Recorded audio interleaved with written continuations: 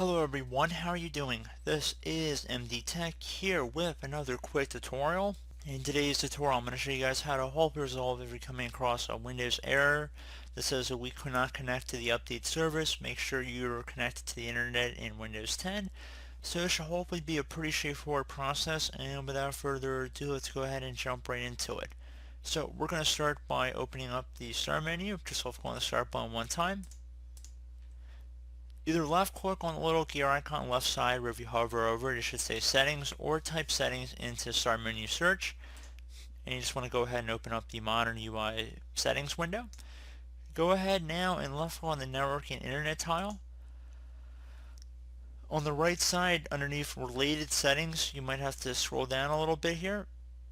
So you want to select either Ethernet or Wi-Fi on the left side depending on what kind of internet connection you're using. And on the right side underneath related settings, you want to left click on change adapter options. Whatever your network connection is in here, you want to right click on it and left click on properties. You want to select Internet Protocol version 4 and then TCP/IP4 should be in parentheses. Left click on properties.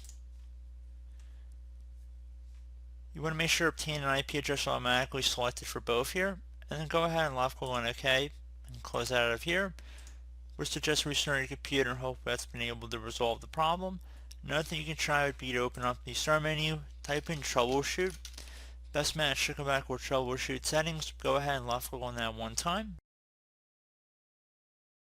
Now on the right side underneath get up and running, you want to select Windows Update, resolve problems that prevent you from updating Windows, and then left click on run the troubleshooter.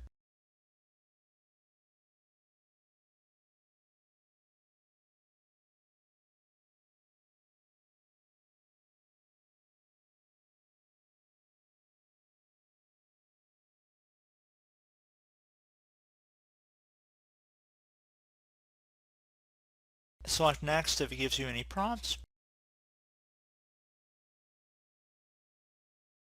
And hopefully we would have been able to resolve the problem at this point. And just click on close here.